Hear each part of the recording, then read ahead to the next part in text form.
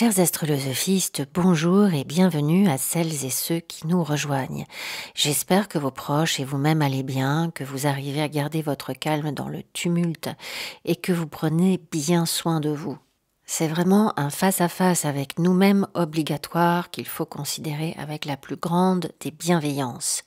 Je voulais dire aussi aux astrolosophistes que je découvre soit par téléphone, soit par Skype, soit par les liens que vous m'envoyez, des âmes sensibles, courageuses, ouvertes à la vie et à ses beaux mystères, des âmes qui me touchent incroyablement plus j'avance dans cette aventure.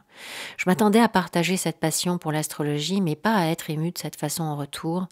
Nous partons à la découverte de qui nous sommes et c'est vrai que ce voyage n'est pas de tout repos, alors croiser le chemin d'autres exploratrices et d'autres explorateurs, c'est profondément enthousiasmant. Bon, alors aujourd'hui, nous nous retrouvons pour la chronique sur la nouvelle lune du 23 avril 2020 à 3,24° dans le signe du Taureau. Elle est bien évidemment conjointe au Soleil, puis dans une conjonction croissante à Uranus qui est à 6,24° du Taureau. La nouvelle lune est en carré à Jupiter et en carré à Pluton en Capricorne et puis en carré à Saturne en Verseau. Elle est aussi en sesquicarré à Neptune, mais elle forme de beaux aspects au nœud lunaire. Bon, on va regarder tout ça. Alors à chaque fois qu'il y a une nouvelle lune, que l'énergie masculine et féminine sont réunies, on nous demande de faire germer une intention. On va solidifier ce qui est prêt à éclore. Dans quoi est-on prêt à mettre cette belle énergie pour le développer pendant le cycle lunaire qui commence? Alors cette nouvelle lune, elle est assez nerveuse. Le Soleil était encore en carré à Saturne le 21 avril et ce carré crée un tournant décisif. Il y a une frustration, une impatience qui commence à pulser, mais qui sont réceptionnées par la rigidité et même de la sévérité. Si vous êtes de nature plutôt responsable et assumez les conséquences de ce que vous dites, de ce que vous faites, c'est un carré qui peut vous permettre de diagnostiquer ce qui vous est nécessaire d'apprendre pour progresser. Aussi pragmatique que des cours en ligne, par exemple, que vous avez l'opportunité de suivre pour la première fois à cause des circonstances. En revanche, si ce confinement fait remonter d'anciens schémas qui provoquent notre culpabilité et autres immaturités, soyez sûr que notre comportement rencontrera des difficultés aussi intransigeantes que brutales. Les autres seront totalement réfractaires à notre refrain victimaire et nos besoins émotionnels, d'où quelques jours de déprime. On se doit de devenir plus mature émotionnellement. C'est un peu compliqué pour les premiers décans des signes fixes. Dans cette population, il y a aussi des enfants et encore une fois, il faut vraiment que les adultes se montrent plus pédagogues. Nous sommes capables d'évaluer la situation, pas eux. Soyez dans la créativité, dans le jeu. Profitez de ce temps tout à fait exceptionnel avec vos petits pour mettre en place une autre communication, plus ludique, écoutez comme ils parlent de cette situation et parlez-en avec eux. Sinon, pour tous les adultes, se dresse devant nous ce qui ne fonctionne pas ou ce qui ne fonctionne plus, ce qui demande absolument à être changé.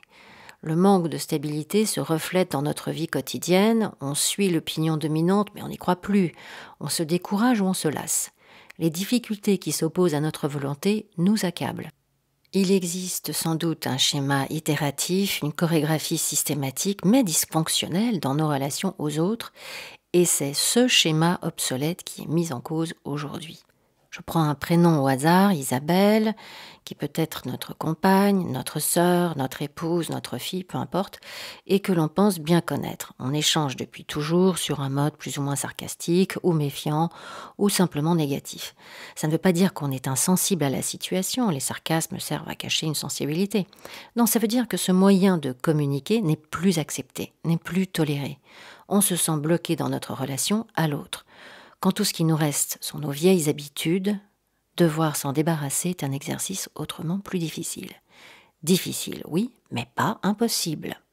Alors c'est compliqué de changer sa communication du jour au lendemain. Pourtant c'est précisément ce qui est demandé par ce carré. Le respect des sensibilités de nos proches et bien sûr à commencer par la sienne. Saturne en Verseau, c'est nos engagements pour le futur, pour nos projets, ce qui est nécessaire à la perspective, à la vision de notre développement. Saturne amène le défi, sur ce que l'on doit garder et sur ce qu'on doit éradiquer. Alors la tension entre la nouvelle lune et Saturne, en signe fixe, vient d'une obstination à rester en l'état actuel des choses. Donc on se sent bloqué, angoissé par l'inconnu qui nous attend. Ni l'énergie du Taureau, ni celle du Verseau n'est prompte à s'adapter à un autre modus operandi.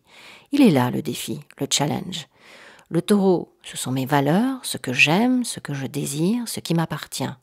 Ma nourriture, c'est peut-être aussi une question qui concerne nos finances. Combien ça me coûte, combien je te dois, combien me reste-t-il, ce qui est à moi, ce qui est à toi, etc. Tout cela ne parle que de notre estime personnelle, bien sûr. Ce que l'on pense être important à nos yeux. Notre système de valeurs. Ce carré parle donc de ce qui doit être modifié dans notre système de valeurs. Il nous faut penser collectif avec le Verseau. On ne va pas pouvoir faire autrement d'ailleurs. Il y a donc des sacrifices à faire ou une reprogrammation de notre disque dur.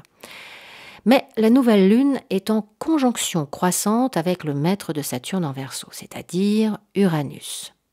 Le 25 avril, on peut donc s'attendre à une libération suite à la prise de conscience qu'amène le carré à Saturne. Oui, alors le 25 avril, c'est aussi la date à laquelle Pluton entre en rétrogradation. Il va aller jusqu'au 22e degré 29 minutes du Capricorne le 4 octobre, où là, elle va repartir directement. Alors là, c'est une période où on entre dans de très profondes métamorphoses de notre inconscient. C'est le temps de faire face à ses peurs, à ses angoisses de mort, tout simplement parce que derrière cette anxiété, eh bien, il y a l'extraordinaire force de vie. La volonté de pouvoir est tournée vers l'intérieur, vers le dedans. On est particulièrement réceptif à la violence collective, à la haine, on sent que ça gronde. Et c'est à nous de transformer les nôtres. Cela va être particulièrement important d'adresser nos problèmes de contrôle, de pouvoir sur les autres, de façon à les comprendre, de façon à comprendre ce que ça révèle de nous. Alors, ce n'est pas la première fois que Pluton est rétrograde, mais dû à sa proximité avec Jupiter, Saturne et leur conjonction, la prochaine c'est le 30 juin, on peut s'attendre à pas mal d'événements. La première moitié de la rétrogradation de Pluton est dominée par l'influence de Jupiter et de nouvelles perspectives pour le futur suite à la conjonction Saturne-Pluton en janvier qui annonçait une vraie rupture dans nos vies. On est dans un élan de consolidation de nos ressources, on le sent déjà d'ailleurs. Mais c'est vraiment la période de août à octobre, quand Mars en Bélier va venir lui faire un carré. D'abord le 13 août, on en a parlé dans la chronique sur Mars, puis un deuxième lorsque Pluton repasse direct le 4 octobre. Mars rétrograde en Bélier, carré à Pluton, Jupiter et Saturne, exige de nous que nous appliquions de nouvelles méthodes, d'innover. Il exige de dégager, de nettoyer les anciennes structures pour ériger celles de l'étape suivante. Bien sûr que c'est une période très intense. Et c'est une période encore plus intense pour celles et ceux qui ont le soleil en Capricorne entre 20 et 27 degrés. Un autre défi, bien sûr, pour les béliers et les balances, parce que leur soleil sera en carré à ce carré, et les cancers dont le soleil sera juste en face du carré. Mais vous êtes d'un signe cardinal, donc vous pouvez utiliser cette force pour transformer votre vie, passer à un autre chapitre. Vous gagnerez en autonomie et vous vous rapprocherez de votre but. Bon, alors revenons à la nouvelle lune, à ses carrés et sa conjonction croissante à Uranus. C'est vrai que des événements soudains que l'on n'imaginait pas du tout peuvent affecter notre vie domestique, familiale et ou nos amitiés. Cela touche davantage le féminin d'ailleurs. Les relations avec les femmes peuvent être assez dramatiques, des conflits familiaux peuvent éclater, le foyer et la stabilité émotionnelle sont à rude épreuve. Ce sont des points qui touchent le maternel, il est donc possible que des blessures liées à la mère, au monde maternel, aient besoin d'être adressées avec bienveillance, soyez douce avec vous-même. On le répétera jamais assez. On rencontre des obstacles dans l'application pratique de sa créativité. Si l'on s'est conduit de façon égoïste, individualiste, la période peut s'avérer sévère en bloquant purement et simplement notre évolution. On peut s'attendre à des réactions extrêmes de gens qui veulent tout envoyer promener, qui s'avèrent être aussi inconsistants que changeants, irresponsables. Les plaintes, les procès, les situations juridiques, les griefs au sujet d'un héritage, la nouvelle lune étant carrée à Pluton, qui concerne les associations, les contrats, les entreprises d'affaires, les assurances, les pensions alimentaires, etc. Bon, tout ça connaît un véritable rebond. Pas terrible non plus, c'est vrai, pour travailler avec un groupe en ce moment. Le sesqui carré à Neptune suggère la sortie de l'ombre des gourous apocalyptiques ou exagérément optimistes. Et comme on désire, nous, s'extraire psychiquement des responsabilités familiales, on peut se tourner vers ce genre de Librius. Alors quoi faire si cette nouvelle lune nous freine avec ses vibrations contradictoires, si on a peur d'avancer? Alors, la super pleine lune était en Balance, le 7, le 8 avril. La nouvelle lune est en Taureau, donc Vénus continue de nous sourire.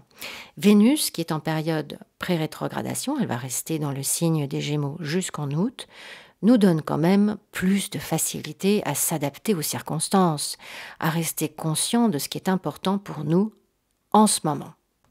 On a la possibilité de s'ouvrir rapidement aux solutions, aux conseils que les autres proposent, d'en parler, de les partager. Il est très intéressant le petit trigone entre Vénus, Mercure et Mars. La planète maîtresse de Vénus, en Gémeaux, est Mercure, qui est en Bélier, et la planète maîtresse de ce Mercure, Mars, est en Verseau. Elles sont toutes les trois en action harmonique, en feu et en air. Il y a de nouvelles relations qui se forment et qui s'expriment différemment, avec une meilleure conscience de ce qu'il se passe. Les rapports aux autres sont sociables et intelligents. On a le souci de l'harmonie, de l'équilibre dans nos communications. On veut se plaire, donc on fait l'effort de bien se comprendre, de se découvrir. À la suite de confrontations, on est capable de rapidement prendre des initiatives d'un commun accord et qui vont dans le bon sens. On voit bien que collectivement, les gens s'entendent pour travailler, à trouver des solutions, à aider leurs voisins, leurs proches, celles et ceux qui soignent les personnes les plus vulnérables ou malades. Regardez, cela forme une action parallèle à l'immobilisme du gouvernement, Pluton, Jupiter, Saturne, en carré à la nouvelle lune, mais aussi en quinconce au nœud nord en Cancer. Le collectif cesse d'attendre après l'administratif et s'organise. D'ailleurs, le nœud nord amène ses qualités de cœur, d'esprit et de créativité à la nouvelle lune. On maîtrise l'énergie vitale que l'on applique dans les actes quotidiens. On est récompensé pour l'amour et l'attention que l'on dispense aux autres, puisqu'elles nous reviennent. La nouvelle lune, en sextile au nœud nord, nous aide à nous éveiller spirituellement et à devenir plus matures émotionnellement avec nos proches. Malgré les angoisses et les insécurités qui font surface, on est prêt à entreprendre une transformation personnelle majeure. Soyez attentives et attentifs à la bienveillance, à la générosité, à l'amour autour de vous et en vous. On a donc affaire avec une nouvelle réalité et de nouvelles valeurs. On s'écoute davantage, on prend le temps de s'émerveiller de ce printemps flamboyant et d'en faire partie. On prend le temps de respirer et d'être vivante, d'être vivant chaque jour qui passe. Cette vie, vous ne l'avez volée à personne. Elle est à vous de droit, alors respectez-la. Chers astrolosophistes, cette chronique est à présent terminée. N'hésitez pas à laisser vos impressions, à partager vos bonnes idées pour traverser ce confinement. Vous pouvez me retrouver en consultation à l'adresse qui s'affiche à l'écran. Jusqu'à la fin du confinement, bien sûr, les consultations sont à moins 30% et évidemment moins chères pour celles et ceux qui m'ont déjà consulté. N'attendez pas pour prendre rendez-vous parce que les disponibilités se réduisent très vite. Je vous envoie plein de belles lumières, prenez bien soin de vous et je vous dis à bientôt sur Astrolosophie Café.